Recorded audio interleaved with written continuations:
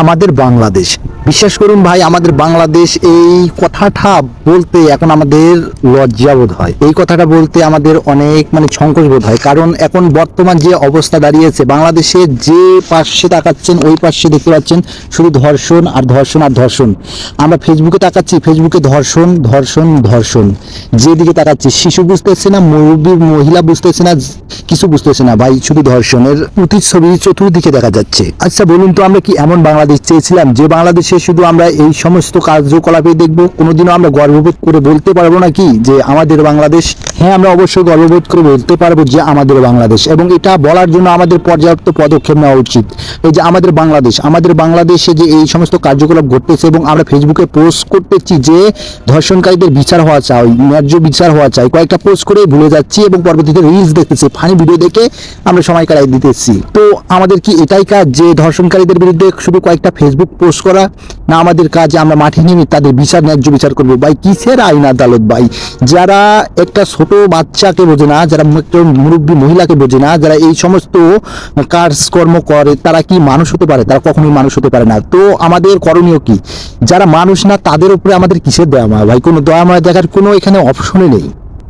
আচ্ছা, এই যে কিছুদিন আগে রংপুরে যে একটা ঘটনা ঘটলো, একটা শিশু 21শে ফেব্রুয়ারি ফুল আনতে গিয়ে ধর্ষণের শিকার হলো। আমরা দেখলাম যে প্রায় মিঠাপুকুর, রংপুর এই সব থানার মধ্যে অনেকে মিছিল মিটিং করতেছে যে এই সব ধর্ষণের আমরা বিচার চাই। আরে ভাই বোকার চোদা নাকি তোমরা?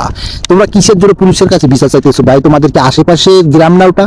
তোমরা যদি 50, 100, 1000, 2000, 3000 লোক একখানে হয়ে তার বাড়ি ঘেরাও করে তাকে ধরো এবং তাকে যদি মারপিট করো, আমার তো মতে তাকে ওখানেই মেরে হত্যা করা উচিত। কারণ যে একটা শিশু বোঝে না, যে একটা মহিলা বোঝে না, যে একটা মুরব্বী বোঝে না এই সমস্ত কাজ করতে পারে, সে কখনোই একজন মানুষ হতে পারে না।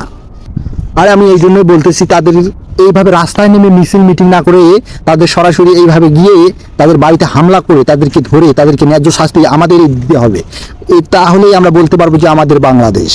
আচ্ছা, আমি আপনাদের সামনে যদি গত কেটে যাওয়া 5 বছরের ধর্ষণের পরিসংখ্যান আপনাদের সামনে তুলে ধরি, তাহলে দেখেন 2015 সালে 846 জনকে ধর্ষণ করা হয়েছে, 2016 সালে 724 জন, 2017 সালে 818 জন, 2018 সালে 732 জন, 2019 সালে 1413 জন। তো প্রতিনিয়ত ধর্ষণের সংখ্যা বৃদ্ধি পাচ্ছে, এবং এইভাবে যদি ধর্ষণের সংখ্যা বৃদ্ধি পায় তাহলে দেখবেন যে একসময় বাংলাদেশে এই এমন একটা পরিস্থিতি হবে, সারা বিশ্বের কাছে আমাদের সবসময় নত এবং সবসময় একটা লজ্জিত ভাব নিয়ে দাঁড়াতে হবে। আমরা যদি দেখি 2015 সালে যে ধর্ষণ হয়েছিল, 2015 সালে ধর্ষণ হয়েছিল 846 জন, যাদের মধ্যে প্রায় ধর্ষণ করার পর 60 জনকে হত্যা করা হয়েছে, এবং তার 846 জনের মধ্যে শিশু ছিল 163 জন, যাদের বয়স ছিল 7 থেকে 12 বছর। তাহলে চিন্তা করুন, এই রকম শিশু, এত কম বয়সী শিশুদের উপর যারা এভাবে নির্যাতন অত্যাচার করতে পারে, তারা কি মানুষ হতে পারে?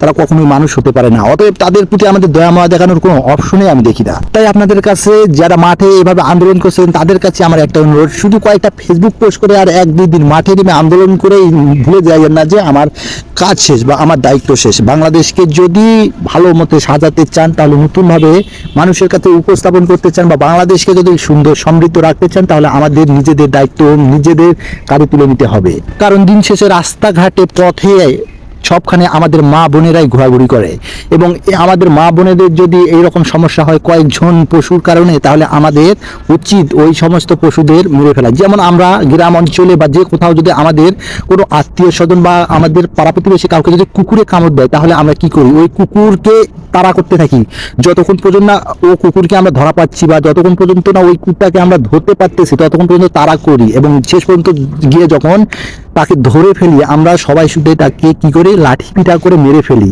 কোনো অপশনে রাখি না তাকে বাঁচিয়ে রাখার, কারণ তাকে মারতে হবে। কারণ তাকে যদি বাঁচিয়ে রাখেন, তাহলে ভবিষ্যতে সে আরো ওই রকম কাজ করতে পারে, যাতে আমাদের ক্ষতি, আমাদের আত্মীয় স্বজনের, মা বাবার, পাড়া প্রতিবেশী সবারই ক্ষতি। তাই আমরা সেই কুকুরকে ধরে আগে মেরে ফেলি। এই জন্য আমাদের উচিত সেইভাবে যারা এভাবে ধর্ষণ করতেছে বা আমাদের মা বাবা, মা বোনদের প্রতি এরকম নির্যাতন করতেছে, তাদেরকে যতক্ষণ পর্যন্ত তাদেরকে পাওয়া যায়নি, ততক্ষণ পর্যন্ত তাদেরকে খুঁজে বের করে মারে ফেলা উচিত। যেমন যদি কোনো ধর্ষণকারীকে পুলিশ ধরে বা পুলিশ নিয়ে যায়, তা আমার মতে তাকে সেই সব পুলিশের হাত থেকে ছিনিয়ে নিয়ে তাকে মেরে ফেলা উচিত।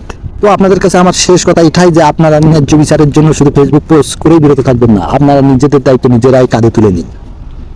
আসসালামু আলাইকুম, খুদা হাফেজ।